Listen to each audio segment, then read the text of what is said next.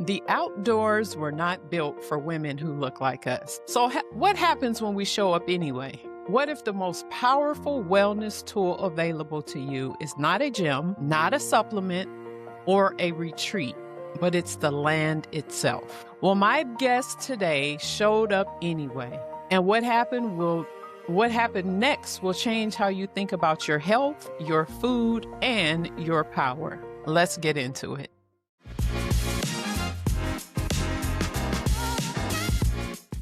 Greetings and welcome to the Elevated Flo Podcast. I'm your host, Coach Flo, aka the Black Rowing Queen. The Elevated Flo Podcast spotlights elite and everyday female athletes, mostly over 40, sharing how they elevate their game and their flow in sports, wellness, work, and life. These are powerful stories of strength, resilience, wisdom, and inspiration to help women stay active, age strong, and pass the torch to the next generation. Today, I have a very special guest with me. Please help me welcome Ms. Jam McBride to the Elevated Flo Podcast.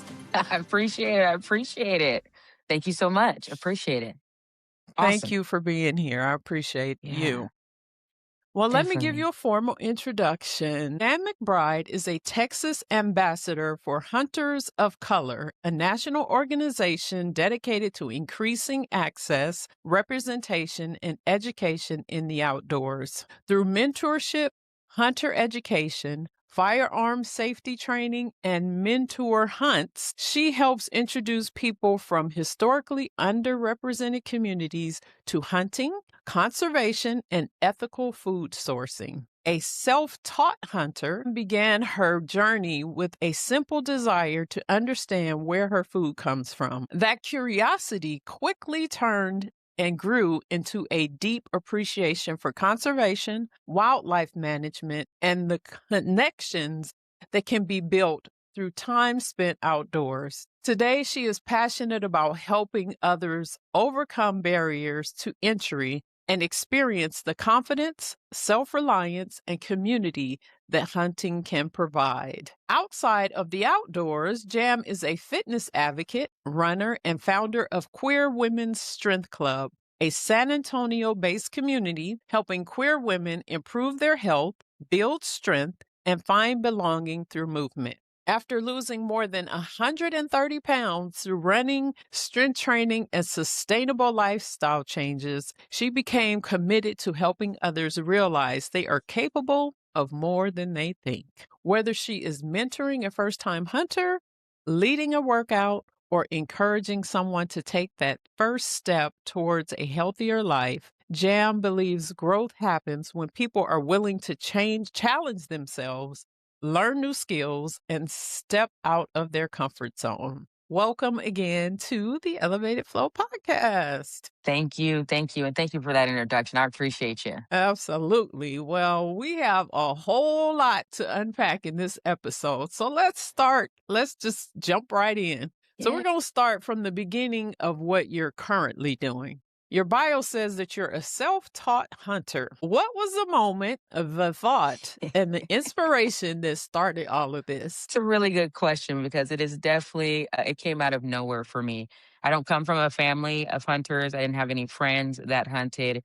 And so this really was birthed from, I was just scrolling through Netflix. I found a show called Meat Eater, and I fell in love with the storytelling of that narrator, of his connection to the outdoors, connection to the land, and connection to food. And I decided, why not me? It interested me, and I decided to figure out how to do it myself. So I got on YouTube, got a lot of books, stumbled, but somehow, some way we're here today. That is so amazing. So you definitely stepped into a space that was not built with you in mind. How did that reality land for you early on, and how did you decide to stay anyway? It's a great one. I think for me, it started landing for me as I started pursuing the idea. When I started going to outdoor stores, right, where I need to get a fishing pole, or I need to get a firearm, or I need to get the gear, and I never saw anybody in the stores who looked like me. Even on the ads in the store where it's displaying the item, nobody looked like me. Even in my hunter's education course, I was not only the Mm, only Black person, but I was also the only woman. And in every mm, educational course I took through state agencies after that, it always remained the same experience. Little comments folks make like, wow, so you're into hunting? Just in disbelief that I could even be in the space. I think that right. those were some of the barriers that I started to notice right away. And I just decided that if not me, who? It's been my mentality through a lot of different pieces. So if I don't show up in this space and continue to show up, if someone like me walks into that room, they're going to have the same experience. So I got to be willing to change it. So I just decided to stay. So when did you finally get connected with other Black women that were in the space? Oh, that's a journey even to this day. I mean, I think that I found Hunters of Color right around 2021. Someone reached out through my outdoors Instagram and said, hey, have you ever heard of this organization? Up until that point, I was hunting alone, doing the entire Mm, deal by myself, camping by myself, carrying stuff out of the woods by myself. And it was a simple someone bridging that gap, reaching out and saying, hey, do you know this organization exists? I had no idea. A couple years passed and kind of just didn't truly connect until about the end of 2022 when they had an opportunity for ambassadors. I connected with the organization. They had all of us come to California to meet from all over the country. And it was the first time for so many of us that we had been in a room with any wow. other person of color. And so that was when I first had that moment of seeing anybody like me represented in the space. So what you had no thought to like even look for other people? Did you try to recruit friends or family or somebody to go with you? Like that just seems kind of scary too, like Yeah. being out there by yourself doing that. How long well, I'll ask that question first. Did you try to recruit anybody or look for other organizations? The organizations that are available when you Google are going to typically be your state agencies, right? So at the time I lived in California. So it's the California Department of Fish and Wildlife. And so they have mentorship programs, they have mentored pieces in that sense. But when I would go to those type of events, nobody ever looked like me. So I think it kind of was a balance of going and feeling uncomfortable, but needing the help to Mm. learn the skill and trying to get the knowledge. So once I got a decent amount of knowledge, I kind of just went back to doing it in a more isolated sense because it was more comfortable with just me. A lot of questions came up in those rooms that didn't necessarily feel welcoming. So it's kind of a balance of navigating both of those pieces. So did you ever try to recruit any friends or family members to Oh, go along with for you? for sure. My family was like, "You're on your own with this one for sure." I mean, I'm from California, Sacramento, California, so a city kid through and through. My family is as well, and I think they were so supportive of the hobby that I decided I want to pursue. It, they were like, "There's no way we're going out in the woods with you." None of my friends were really truly interested in that. I eventually found one friend, Jose Delgado, such a huge part of my journey who decided to kind of join in with me after the first little bit. And it was just kind of us every now and again, but our schedules were very different. So maybe over all that time, family and friends, one friend took me up on the offer, but that's about it. There's a gap. If you don't come from a hunting or fishing or wildlife outdoor background, asking someone to come out into the woods with you feels like a big Yeah. ask. So I found that to be the case most of the time. Yeah, I could see that. I mean, just Hmm. with camping, I was talking to some friends this weekend, and then one of them was like, "Yeah, I did camping when I was little, but you couldn't get me to do it as an adult." It's like Right. I took my kids camping, but that was for them to experience it. Like I wouldn't want to have that experience. So I don't know. It's something Right. about the outdoors that everybody just doesn't feel a calling to it.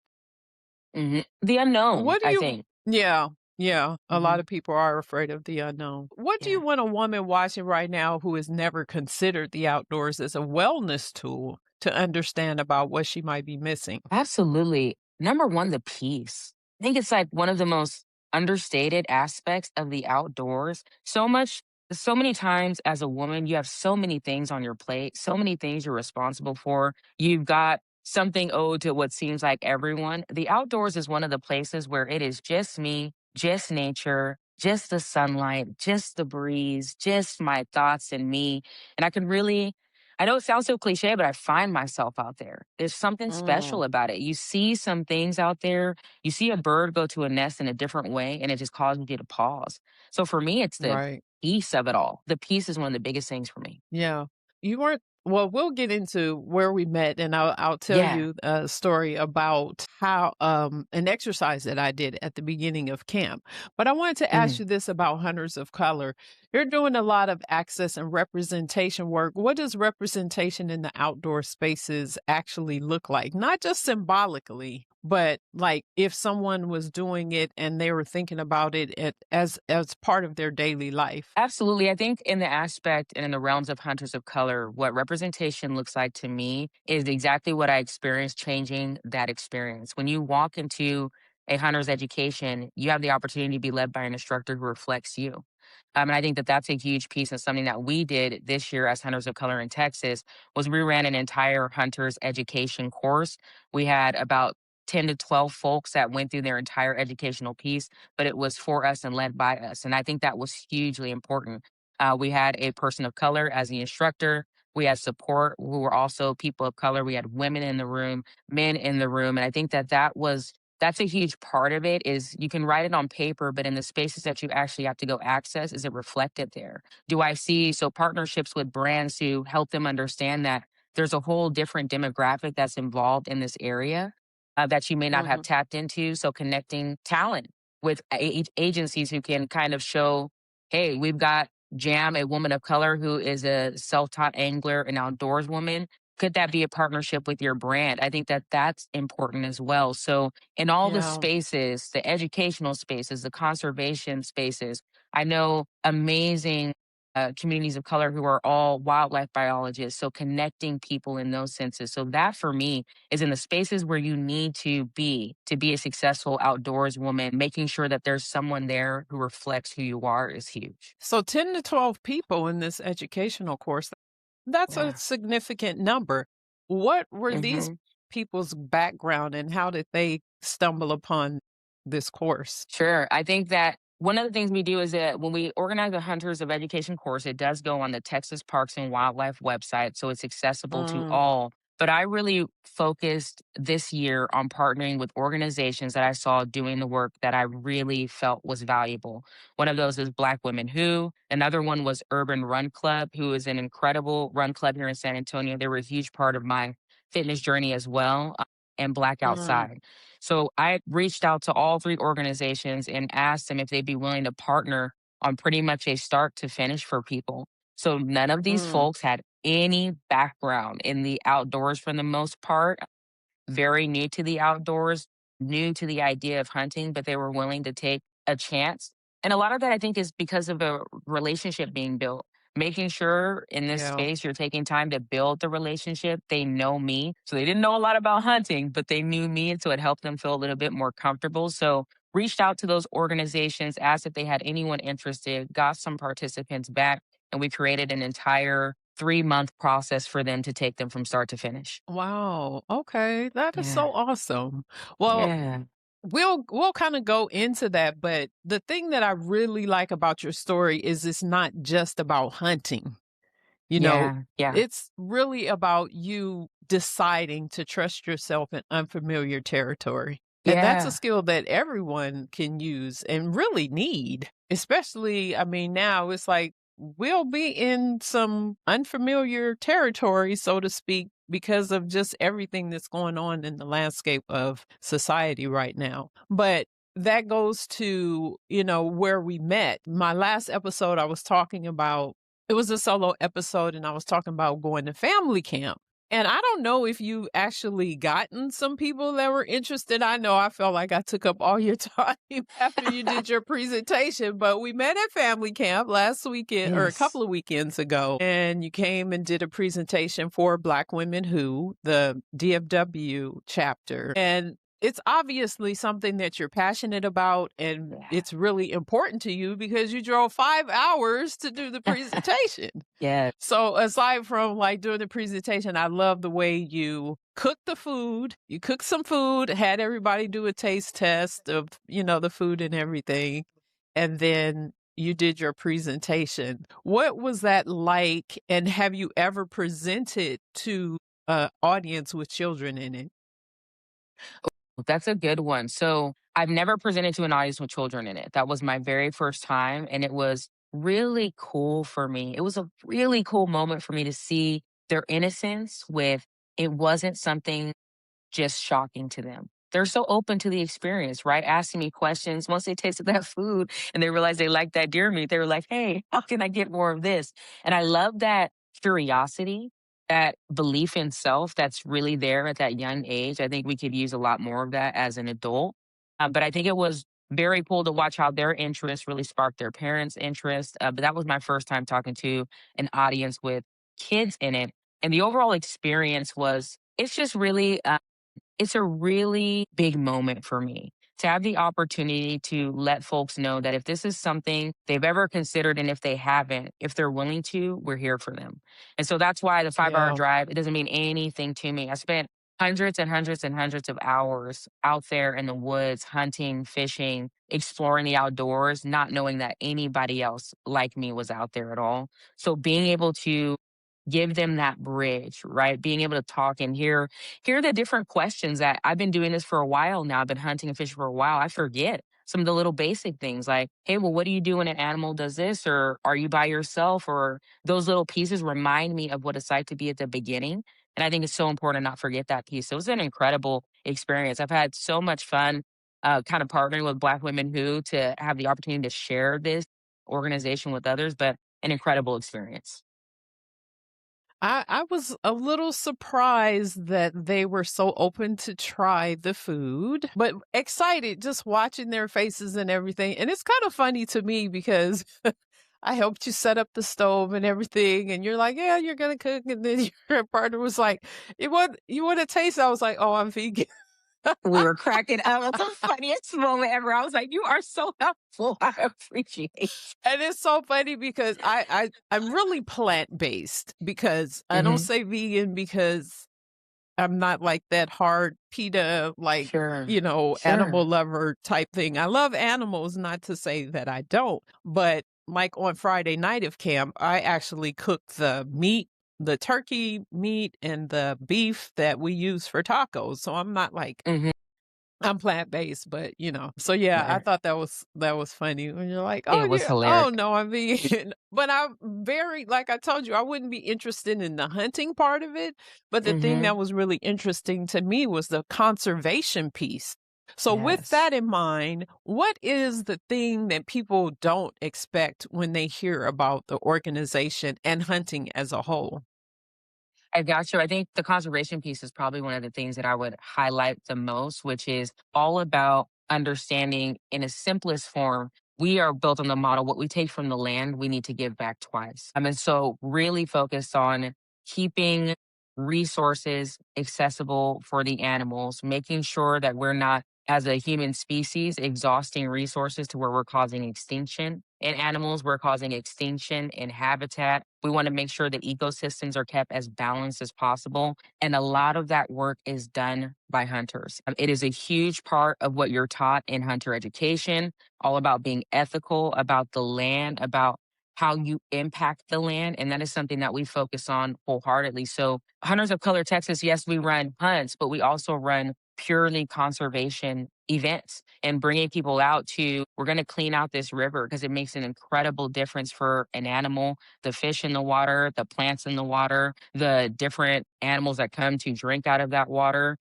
We will plant a lot of trees, a lot of different brush to make sure that they have the ecosystem and the habitat that they need in order to continue to reproduce. One of the things I think that is not understood is when we're building these huge houses and we're building these complexes, we're pushing away natural resources. And that herd, that group of animals, is not able to replace those on their own. So we have to be a part of that. So understanding if we're taking away this amount of space, we've got to create this amount of habitat so that this herd, this group of animals can continue to survive. We're very big as an organization in doing that work because it is equally, if not more important in the whole scheme of it all. Yeah, and that was the thing that surprised me, but I really appreciated the conservation piece because when you think about it, hunters are adding to the land the way that you've described it, whereas developers are taking away from the natural habitat. Because I was telling you, like, when I used to visit my aunt and my grandmother in Texas, we Hmm. used to see deer and stuff in the land right across from where they lived. And now it's like office buildings and all of that. And so to think about, and I always wondered, like, where do these animals go? One, you don't see them during the daytime. So I always wonder where they are during that time. But then when they Right. start building and everything, I always wondered what happened. So hearing you talk about that, and I think that is definitely one of the things that surprised me the most about how hunters are actually giving back to the land. I would like for you to explain what you explained to me as far as like Mm. the piece about preserving the animals when the land is actually taken. Absolutely. I think we talked a little bit about population management and about Right. kind of how someone asked a question at family camp, which is how is it determined how many animals you guys are taking? And that kind of led to that discussion. So that's determined by wildlife biologists. They're taking surveys every year of population, of habitat, and figuring out. Just to give you an example, say there's one habitat, is a certain amount of area. There's a amount of a population on that area. Based on that survey, the resources sometimes are not balanced with the herd size, right? So there could be too big of a population for the resources left in that area where they are. And if, as hunters, at that point, wildlife management will put tags out and say every hunter can take 2 deer, harvest 2 deer off of this land. And that is in an effort to make sure the entire population doesn't go extinct in that area. They don't have an on and off switch. They don't know, hey, I got to stop eating so that my friend next to me can still eat some of this grass. That's not how they're going to function. They just eat and eat and eat. So you have to lower the population size so that those resources are enough that that population can survive. So I think that's really a concept that isn't widely known outside of hunting communities or wildlife biology communities is if we don't take that time in the act of harvesting a certain amount of animals off that land, unfortunately, at the time, there's just not enough resources to support that entire herd. And if that act is not done, if you're not harvesting those animals, you're at a risk of the entire herd, the entire population going extinct. They won't have enough resources to survive.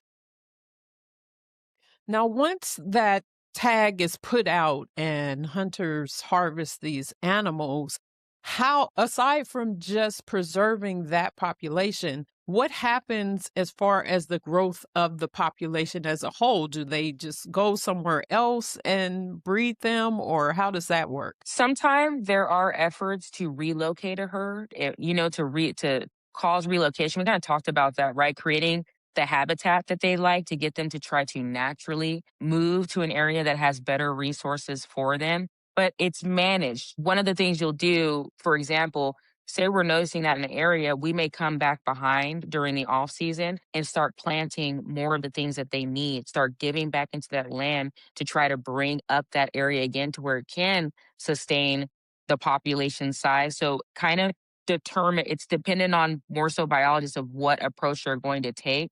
But I've seen both be used. And so I think for us as an organization, we have an area that we may hunt, whether biologists or not, we're always going to go back and try to build up that habitat. So making sure the natural resources are taken care of.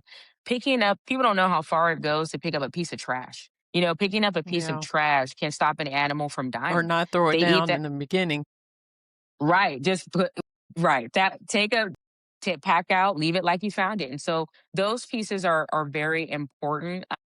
But we definitely partner with those agencies, the biologists, the Texas Parks and Wildlife to try to find the best way to give back. But even if it feels complicated, if conservation feels complicated, I really like to encourage folks it's not. It's something simple. Go take a trash bag and go to your local park and just pick up the trash there. Go to your local river and just pick up the trash there. Reach Yeah. out to an agency and find out do they have any opportunities. That goes such a long way in the battle to keep these habitats accessible for these animals. Yeah. Yeah. We have a For the Love of the Lake Mhm. For the Love of the Lake where I work, and the different organizations that use the lake there have a weekend where we clean up the lake. And we have a lot, like now we have a population of new ducks that have or that are, Yeah. hatched or, that Mhm. sounds really crazy, but yeah, so But it's new true. ducks, but it's Yeah. like, the food and stuff, I mean, the trash, is really can be really bad for them, so, Yeah. it's really important to have that established. So I Absolutely. wanna go to I really didn't even think about having you on the podcast when we were talking or Mhm. whatever, and I was reflecting back on camp and your presentation, and I thought about when you were moving the fire pits for us to do pizza, and you were like, "This is like dragging an animal out of the woods," or you made a Yeah. comment, something like that. And so I was thinking about it, and I'm like, "Wow, that's the kind of person that I am, where we just moving stuff and, so it takes a lot of physical strength to do that." So then I start thinking like, well, and I didn't even know anything about your fitness journey at that time, but I knew that you were strong to move those things. And you were also telling me about the physical part of actually what I was getting Harvesting the an word animal. wrong. The harvesting is the Yeah. actual what happens in the woods, but the other part you were saying, is it butcher or what's the other Yeah, part but where you're harvesting prepared? and butchering and the animal, Okay, all of those things are very physical. right. So can you talk a little bit about that in terms of like what it is that you do to prepare physically and mentally for what it is that you do. Absolutely. And it's been a journey. So when I started hunting, I've shared, I lost 130 pounds since June of 2024. But prior to that, I've hunted for many years as a Oh, since very June of 2024? I didn't know that part. yeah, Okay. so I started my big health journey and made a decision to change my life June of 2024. And since that time, I've lost 130 pounds. It's been all consistency, all discipline, all focus, and the best decision I think I've ever made in my life. But I never, ever forget what it was like to hunt as a over 350-pound woman and the physicality that it takes in that space. So hunting is incredibly physical. I mean, it's a lot of, in a general sense, just a lot of walking, a lot of miles and Mhm. miles and miles, and you have a pack on you. You need to have your gear with you. So not only are you carrying you, you're carrying a pack with your gear in it, your flashlight, your knives, your water, the food that you need for the time that you're going to be out there. A game bags, which is what you put the meat in. It's a breathable mesh bag, so it prevents dirt and flies from getting on the meat. But I mean, then if you get an animal, carrying that animal out of there, incredibly physically taxing. So as a 350-pound plus person, even walking by myself was challenging. So that's on a flat surface. A lot of the time, that's not the case. You're going up and down hills, up and down mountains. It's not a Wow. paved road, it's the natural land. So there's rocks and gravel. The physicality of it all to get the animal is a lot, but the real work starts when you have to get that animal out of there. You got to be able to butcher that animal, which is a very physical process. Taking something from a whole animal to where you can carry it out of the woods is a process. You got to quarter the whole animal, and then you've got to be able to pack out that amount of meat on your back and make it back all the way that you came. So it's heavy already coming in, but coming out is a journey unlike any other. And so it was getting to the point for me where physically it felt dangerous. It felt like I was really putting Mm. myself in danger of not being able to get out of the woods. And I'm never, ever going to dishonor an animal by taking it and not being able to get it out because of my physical limitations. That's irresponsible, in my opinion, and not ethical as a hunter. So I had to make a change. And that's kind of what Mm. spurred me to I wanted to keep doing what I love so much, and I wanted to keep being able to spread that message, but I couldn't do it in my current in that physical state that I was in, so I had to make a change. Wow. So you run, you lift, you do CrossFit,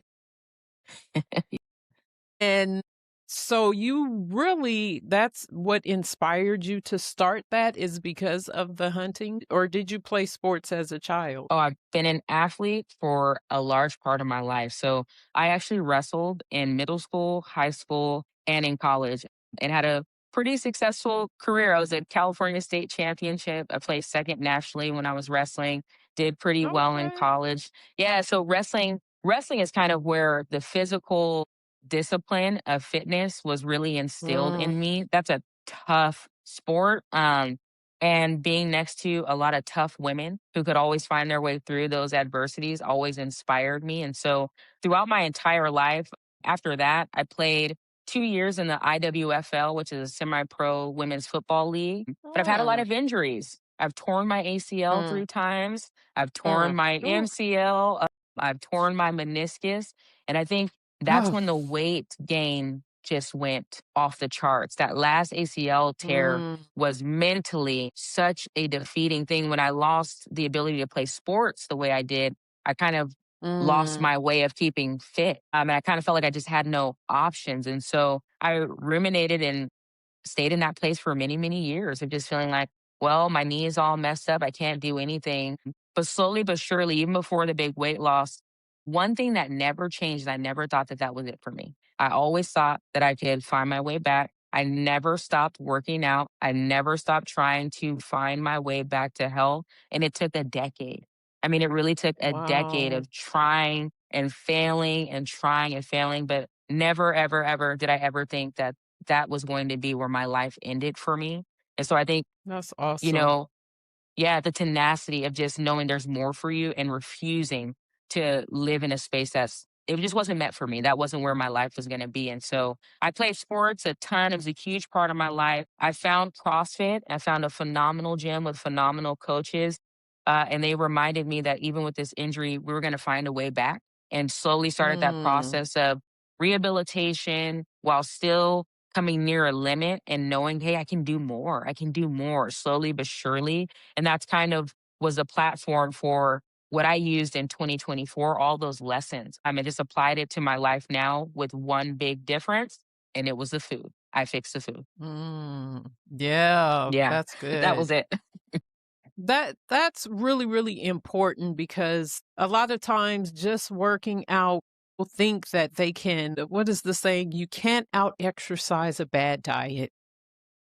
So, like you were saying, the running, the CrossFit, all of that, even the hunting takes a lot of mental toughness. Do you feel like a lot of that and deciding that, this isn't the end for me, do you think a lot of that came from your involvement in sport? 100%. 100%. I mean, There I was pretty successful at wrestling fairly quickly and then hit that nice sophomore slump, and I just remember all the people who poured in the mentality to me, especially my mom. My mom has Mm, always told me, "You can have whatever you want if you're willing to work for it." And she has repeated that message mm, to all of her kids our entire lives, and that is probably the mantra that I say to myself the most. I can have what I'd like to have if I'm willing to work for it. And so through all things, I keep that in mind. And it has come to fruition often, sometime really slowly. But if I just am willing to yeah, work for it, I just have a real dog work like mentality.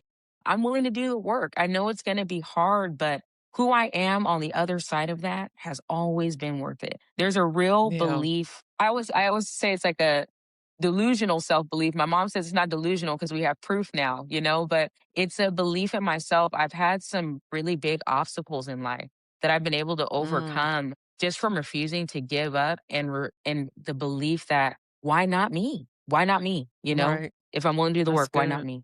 Yeah. That's good. Never giving up because if it was easy, everybody would be doing it, whatever it is. But so many people give up. And I say all the time that your success, everything you want is on the other side of hard work and the frustration. When you feel like giving up, it's like it's right there. Don't give up. It's right there. Yeah. So that's good. What would you say? How would you say your athletic training shows up in your leadership, especially running the Queer Women's Strength Club and the ambassador work that you do? Yeah, queer women's circle will tell you a lot about how it shows up. I like to push them. I think one of the ways it shows up for me the most with my athleticism is I can really see what's in somebody before they may see it themselves. And I always, Mm, that's always tell good. them, borrow the belief. Somebody told me that a long Yeah. time ago in the beginning of this journey. Mhm. And that is how I try to show up for them. I can see it. You know what I mean? I can see that Yeah. they're capable of more. I can see that they're starting to find themselves again. They're starting to believe again that something can be different. And even if you don't believe that yet, find somebody to borrow the belief from. Find somebody who sees Yeah. it in you and refer to that message rather than the one in between your ears. A lot of the time, I think we are our biggest enemies. You know, the state I'm in all the time is fighting back against the things that my mind tells me. And so I think that's how it shows up. We have what's called a finisher at the end of every workout. And it's always just a little bit more of a challenging step up from what we've been doing in the workout. And I do it that way because it's when we are the most tired, when we're feeling Yeah. like we're at our capacity. And it's not long, but it always, as we're doing that, I think it always shows up for them, reminding them, imagine how all of you wanted to quit and look what you're capable of. Imagine how you didn't think Mhm. you could do this and we're all done and we did it. And that's now a fact you can put in your bank about yourself to approach the next hard thing. So in fitness and in my ambassadorship with Hunters of Color, I'm always reminding someone just give yourself a chance to show you what you can do and what you're capable of and bank that as a fact. That's the truth. So when your mind is telling you that you Right. can't hunt, you harvested a deer, you broke that deer down, and you've got 80 pounds of meat that you took out on your own back in your freezer. You're capable of whatever you put your mind to. So now we have proof. So I'm all about giving folks the opportunity to find proof for themselves about who they are. Showing those receipts. Come on, And they're that's important. the receipts. There was an article that I read when I was in graduate school, and I think about this all the time. And it was the first time that I heard about like small wins. And that's Mhm. something that I encourage people to do. Is like you said, think about that one hard thing that you didn't think that you could do, that you accomplished, so that when you are faced with something else hard, you think back like, oh, I have the strength, the power, whatever it is that I need to do this hard thing. And that's one of my favorite quotes too that I say to Mhm. the kids that I coach all the time. You can do hard things. Say it. I Yeah. can do hard things. And it's so beautiful when I'm coaching women that are 40 and over and they're thinking about, oh, it's too late. I should have started with, no, start now. And when I see the confidence that comes from them having that strength, that's one of the things that I used to love. Like when I was coaching women, especially when I was in LA working at a gym, and they would be like scared to go over into what they call the men's side of the gym where all the free Oh, weights yeah. are. But then it's Yeah. like when they are strong enough to go over there and they have confidence in their program or whatever, then they're just like, oh, okay. They walk over there like they belong, and they do. Yeah. But they didn't know until they got that confidence that came from them actually building the strength and doing what they needed to do to get over there. I love that. That's What awesome. I would you love s hearing that. Yeah. For a woman who is 40 and over, who hasn't been active in years, because you were saying the main thing has been your consistency. Mhm. What would you say if she's gained weight and maybe she's just exhausted and feeling like this is the end for me? What would you say to that Mm. woman? It's only the end if you decide it is. You just have to decide something different, and then find a system that works. That's one thing that was really important to me was not applying the same solution to the problem if the solution wasn't working. So be willing to find a new solution, a new system. So for me, at over 350 pounds, I couldn't go back to my freshman year in college and go run 5, 6 miles. That was not, I couldn't run for 30 seconds without being out of breath. And I mean, it wasn't happening. So I decided to walk for 5 minutes, I walk for love one, it. walk for two. One of the things I try to encourage, don't take the all or nothing mentality that will keep you trapped. It'll Yes. keep you trapped, right? So if you can just, I can't run a mile, so I'm not going to move. That's an all or nothing Right. mentality. Just go walk for 1 minute. Walk for 1 minute for 5 days. And then maybe on that sixth day, try to walk for two. And if it works, it works. If it doesn't, go back down to 1 minute and 10 seconds, right? Just a Right. little bit more day after day.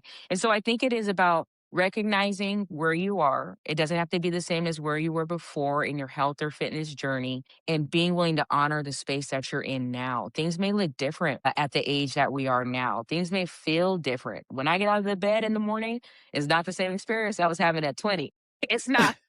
with fish oil and all. I got to take it slow sometimes.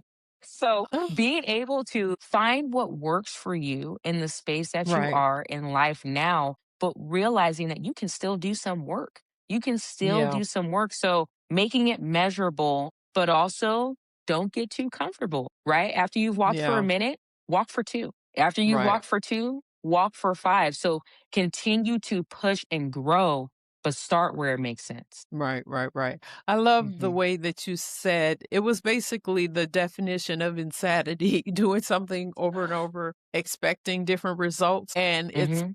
pretty much exactly what you said. It's like, why are you doing the same method if the results are not what you want? So you have to change the method. So with Absolutely. you, I know you said at your age now, your body is different than when you were in 20s. Now, running and strength training are two different demands on your body. So, how is your approach to movement? How has it evolved as you've gotten older? It is a to be completely transparent and honest, it's a battle for me. I'm constantly having to go back and forth with, you're not 20 anymore, and you have to respect the movement and what you're doing. Running is Mm. demanding. Running is new for me. Throughout my whole entire life, when we were running and wrestling, I found a way to find something else to do. I was like, I'll do 1,000 burpees if I don't have to So, run, why? you How know? did So you get to start running now as you got older? Urban Run Club. I love them to death, but they got me Mm. wrapped up in this. I think I finished. So what I did a program called 75 Hard. Don't recommend it for I've heard everybody. of it. It's very intense. My It's not 70 recovery. something year old client tried to do it. It was like, I'm going to do my Yeah. version. But for me and my mindset, it was what I needed. But I had finished my first round of Mm. 75 hard. I did it every day by myself. And I just Googled communities of fitness, and Urban Run Club came up. And it's a pretty powerful experience that we've had together. I remember going to that first meetup and just struggling to even walk. Still, after all that time of 75 hard, out of breath, sweating, and I was so embarrassed, and someone patted me on the back, grabbed my shoulder, and was like, I just need you to keep showing up. It's going to get better. And now down the road, we realized it was the founder of Urban Run Club, Brittany, and Mm. they created a space for me where it was okay for me to walk, and then continue Mm. to softly encourage me to maybe try and think about running. And so I would Wow. walk, high fives, treated me the same, gave me the time. I walked with them for almost a year before I started running. And one day I Wow. just was like, well, just going to try to jog a little bit and jog a little bit. And now I'm signed up for a half marathon in December, going from being Okay. able to, it's unbelievable. So, community. Community is a Yes, huge part of my story. It's a huge absolutely. part of how I got here. I did so much of this weight loss on my own, but it is a Mm. community now that keeps me sustained. The journey is long. It's so long. It's so long, right? And so in the beginning, I thought I'd be able to just keep grinding it out by myself. I'd go out there every day by myself, do the thing, and it felt good. But as the time goes on, you need somebody next to you. It's helpful to have someone encourage you and lift you up and see what's in you that you can't see. And so that is kind of how running happened for me. I found this amazing community that saw it in me before I saw it in myself. Yeah, And that's we good. run together all the time. Okay. So what does this Hmm. consistency look like for you now? Hmm. Consistency can look very different.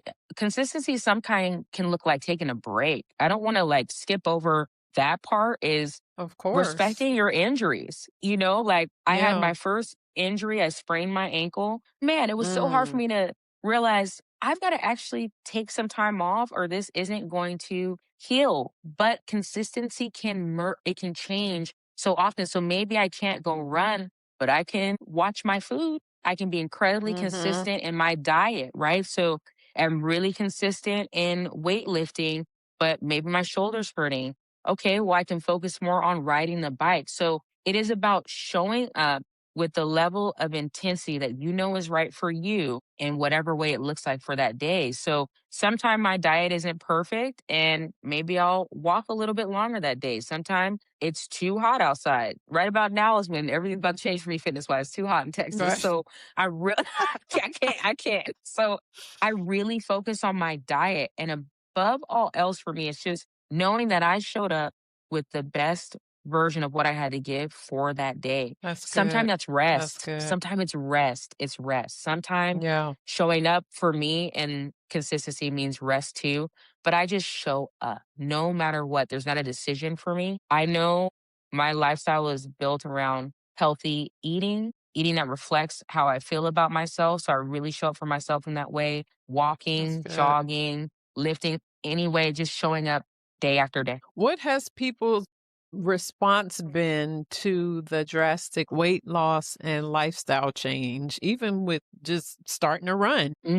I think a lot of people in my personal life are just, it's been really proud, really happy for That's me. good. And the best part for me has been I don't think that they really ever doubted it would happen, and that has always surprised me. They're That's always like, good. "Oh, we knew you'd get there," and so I think overwhelmingly for me, the response has been really positive. I think people have been That's good. excited that they can see where I was and where I'm at now and know that if I did it, you can do it too. So it's been really positive. But you also get some odd comments as well. So there's been, hey, you're losing too fast. You need to slow down. Mm, How much more do you have to lose? Like, you don't think you're good. So all of those, I feel like they're negative. Comments can come in as well. I get a lot of pieces like that. You're not doing this the right way. You need to do it this way. So there's been that response as well.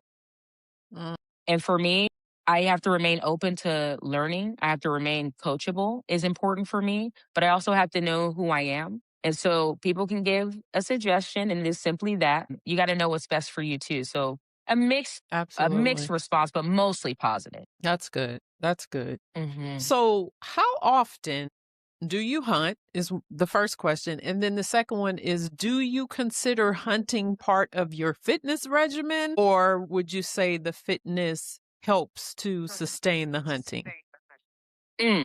So hunting has seasons, and in Texas, our Okay. season is going to be every animal has a different season, a different set of Mm, regulations and rules. It's a heavily regulated sport, hobby, activity. It is regulated as can okay. be. So every animal has different seasons. So, for example, deer. Archery, don't quote me, is about October to the beginning of November. And general deer season, where you can use rifles, is going to be from November to the first week in January in my zone. So I think for Mm, me, how often I hunt is very dependent on what season we're in. But I am a public land okay. hunter, which is very different in Texas. A lot of folks own land.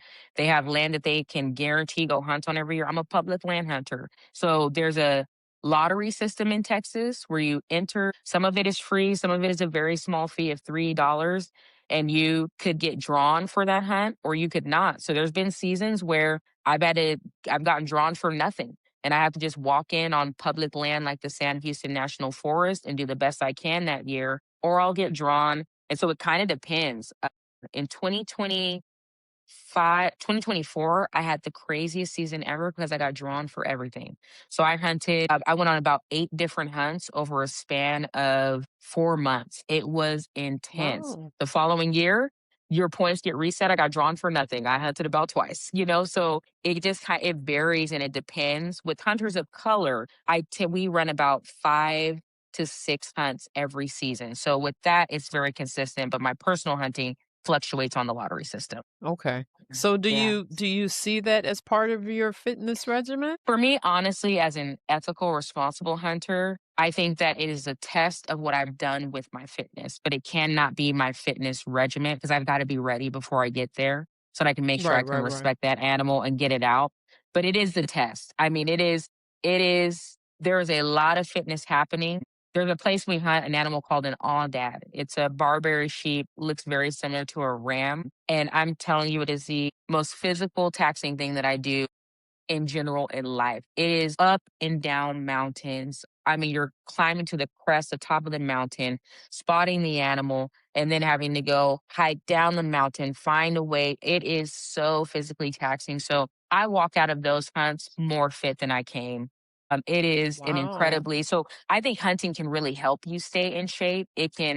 It just shouldn't be where you get in shape. It can help you Right, right, stay in right. shape. Of But I course. think, Yeah. yeah, but I mean, it is. I consider it a part of my physical test of the work that I put in throughout the year to be ready. That's good. That's good. Hmm. Okay. Yeah. And What not would you every hunt say is is a always that mind? physical, though. Go ahead. Not every hunt is going to be that physical. I think that part's important because I think it can kind of scare people off. And Hunters of Color Texas, one of the things we do is make it accessible and start you off at a Mm, level that makes sense. So that's just an okay. important piece too. It's not always going to be climbing up and down a mountain. That's not how your introduction with our organization will be for your hunt. We're going to make it physically accessible for you. So that part is important too. Okay. So it's like we'll get you in there, you get a hunt, and then you will be hooked. And now you gotta Yeah, walk up the high mountain. that's exactly it. That's my idea. Got it. Yeah. Get you hooked. That's how I What did would with the you food. say is one mindset shift that made the biggest Mhm. difference in your health journey? Something that a woman watching this could actually use. The biggest shift in my mindset, willingness to be uncomfortable. I think that's it for me Mm, is I had to let go of everything has to be comfortable or easy. This was not easy. I mean, I really wanted to eat almost every day. Being able to say no to instant gratification for a bigger, gratifying experience for mm, myself down the road. So being willing to understand that an emotion is just an emotion until I put action behind it. So I can feel like I have to eat, but until I go mm. eat, it is simply a feeling. So being able to stay disciplined with my feelings do not control my actions. I control my actions. That's good. The that was the biggest shift for me that made the biggest difference this time around on this journey was I am not a slave to my emotions. I'm in That's control and I good. don't have to respond if I don't want. Sometimes I have to eat sleep. I just got to go to sleep. And sometimes, I've eaten my food for the day and I'm feeling really hungry and I've got to be willing to say, today I'm going to stick to the plan. Tomorrow, maybe I'll do something different, but today I'm going to stick to the plan. And by the time tomorrow comes, you're typically in a good place again. Those are the biggest mindset pieces I think that shifted for me this time around. That's awesome. And you know what? That points exactly to I have a framework that is the acronym is Elevate, and the Mm, V stands for value yourself. And that mm, speaks directly to that. It's like you have to love yourself enough to and value yourself enough to stick to the plan. And that's something that I've been talking to myself a lot about lately. And one of my accountability partners, on Mondays, we meet up or text each other what our goals are for the week. And then on Wednesday, we have a working hour. And then on Friday, we have to say if we have completed what we set out to do. And that's one of the things that I've had to do for myself is say, Flo, stick to the plan, do what you said you're going to do. And now it's just yeah, you have to like just really look at the bigger picture, if you will, and not focus on the instant gratification because I think the way that our society is built is we want what we want right now. And if we don't get it right now, we'll cut corners or give up or whatever. So, yeah, that's good. yeah, Value yourself enough to look at the big picture and stick with the plan that you set for yourself. That's good. That's good. yeah, yeah. So you started hunting because you wanted to know where your food came from. How Mhm. does understanding your food source change your relationship with your own body and health? I think how it changes my relationship with my body and health is seeing the benefit that it's had on my body and my health. It's wild game meat and hunting has been a critical part of the success that I've had in health and fitness. I eat Mm, primarily all meat that I've sourced myself. The only time I really go to the grocery store for meat is if I'm tired of the animal that I'm eating and I just want some chicken or something like that. I mean, it is truly venison is one of I call it the king of protein. It's an incredibly mm, lean meat. It has more protein than almost any other animal or source of protein for fewer calories. So I think being able to eat meat that doesn't have these antibiotics, these preservatives, these different pieces that are added to it and is coming purely from the land, eating berries, eating nuts, eating grass, eating things that really should exist in our diet ourselves has been a huge part of watching my body respond to getting fed nutritious food. I mean, I've gotten blood work done recently. I don't have a single area that's elevated or outside of normal range, even though I still have weight to lose. A1C is perfect, different measurements are perfect. I credit that a lot to what I put into my body. So taking That's good. control and knowing what is in my food by actively being a part of putting that food on my table, I think has been an incredible part of getting the best food that I can for my body. And the results are a part of that, I think. So I know that hunting, you're doing the meat, the protein part of your diet. How do you source the other foods that you eat? The berries, the nuts, the vegetables, and other things? I do go to the store more for that. I think I do go to the store more for that. But through hunting, you meet a lot of folks who are focused on sustainable living. You meet a lot of farmers. You meet a lot of ranchers. And so I do a lot of like kind of work there. Hey, can I volunteer and help on your farm? And we'll give you this amount of vegetables for. So I do a lot Oh, of wow. those pieces. So kind of almost the old school bartering type of system. So these are friends of mine. I Nice. enjoy helping them on the farm and learning that skill. It's another thing. Farming's not something you Mm. can really do on accident. You gotta there's a lot to it. So they will help a lot with, hey, we've got a surplus of broccoli. Come pick up these cases of broccoli. We've got a Oh, surplus of wow. this. We've got a surplus of that. So when you get involved in the outdoor space, you tend to meet a lot of other folks who are involved in that same type of lifestyle, who are more than happy and Nice. open and willing to help you and give back. And even if you don't have those connections, reaching out to local farmers, going to your farmers market, really trying to find food that is sourced ethically and reflects what you're trying to put in your body is kind of how I do it myself. That's awesome. That's awesome. Yeah. I just learned recently that that is the way that HEB operates with local farmers, and that was really refreshing to hear. So, Yeah. for women of color specifically, outdoor spaces historically are not like built for us. What would you hmm say is the actual cost of exclusion to our health and wellness? Because I really see it as a health inequity. mm Let me make sure I understand the question right. So, kind of thinking about for communities and women of color, what's the cost to us for not being in the outdoors? As far as it relates to our health and wellness from your perspective. Yeah, absolutely. I think that there's a huge cost from the mental aspect of when you're not healthy, what's going on in between your ears, when you're not in a state of physical health, the aches, the pains, the feeling like you can't get out and you can't get up and move. I mean, I think that those physical limitations that can come from not being in a healthy place has a huge cost on your mental health and on your ability to connect to that level of peace you can get in the outdoors. I think that that's a huge, huge part of it. And we are our best selves when we are at our level, what that means for us of health and fitness. So I think that when you're Yeah, operating at a level that's not your best self, I think that over a long period of time, that can have real ramifications on even just your quality of life. I think that as a person of color, as a woman of color, life isn't always easy. There are obstacles and barriers and things that just weigh heavy on the spirit as a woman of color. And I think that the joy that you can find in being able to move your body and being able to eat food that you feel good about and being able to engage in activities that are hard to engage in if you're physically limited, even going for a walk.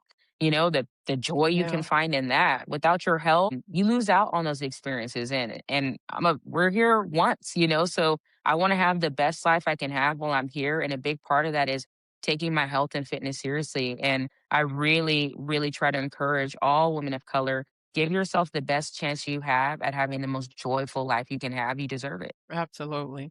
I'm going to go back to I mentioned earlier about the exercise that I did at family camp.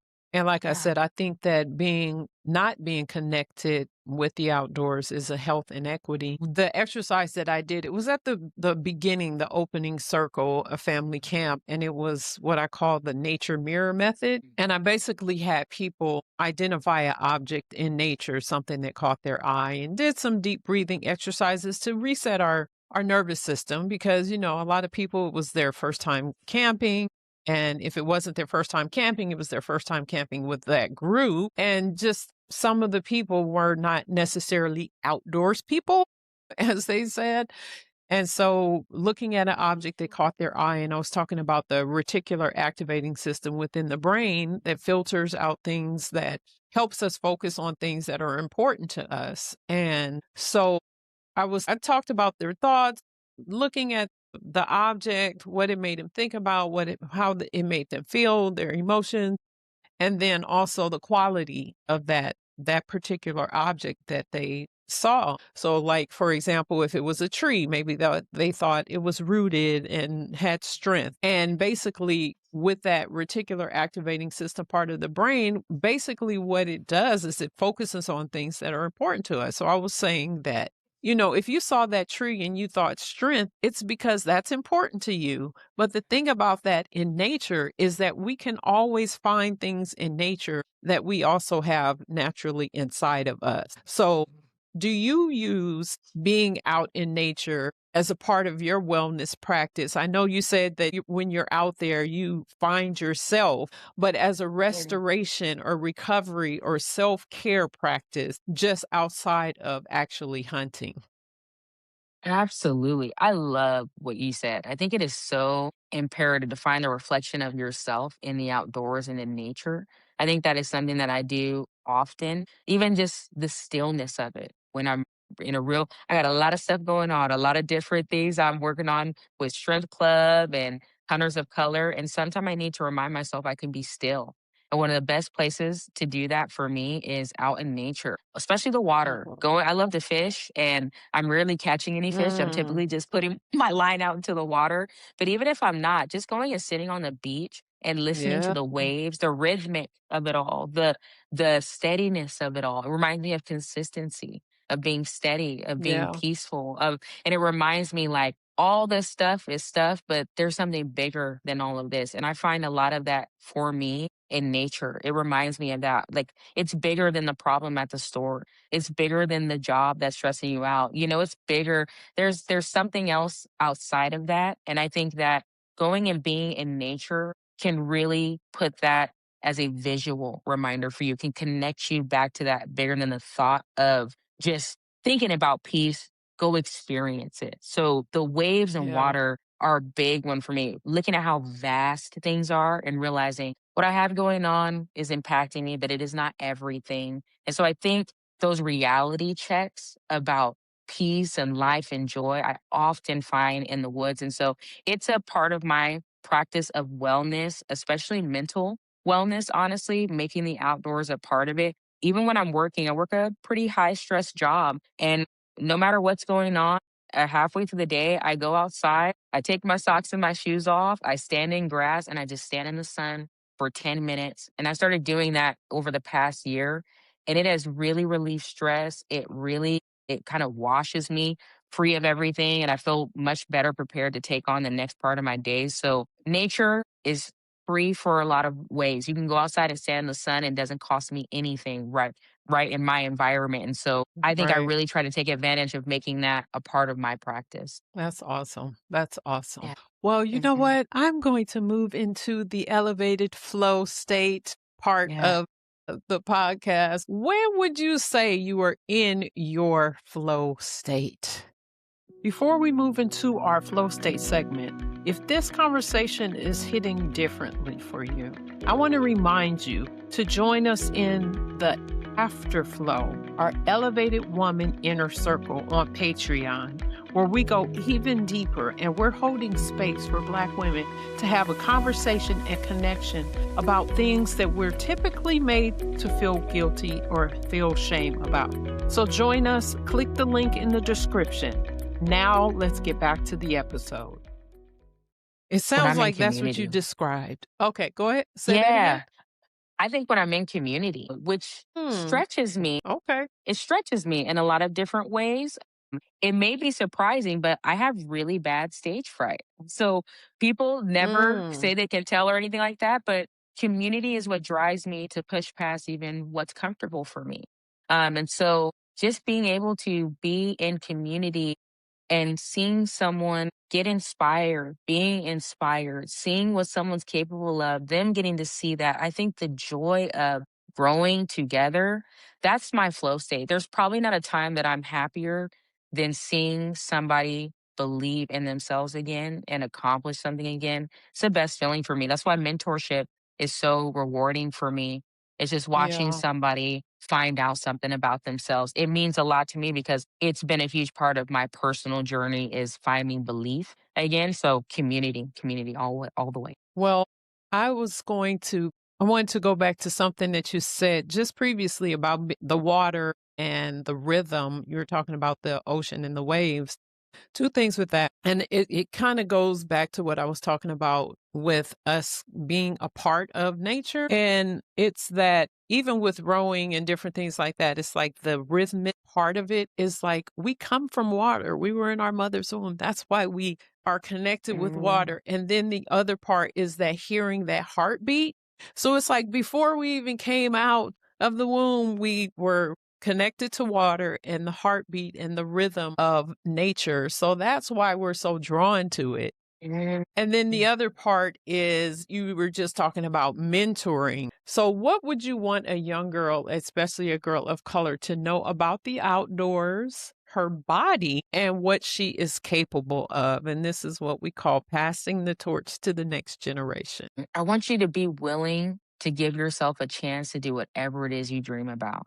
There are so many people Mm. who told me at so many intersections of life that I would never be able to do any of the things that I'm doing today, whether it was Mm. wrestling, whether it was playing football, whether it was being a hunter, being an outdoorswoman, being a conservationist.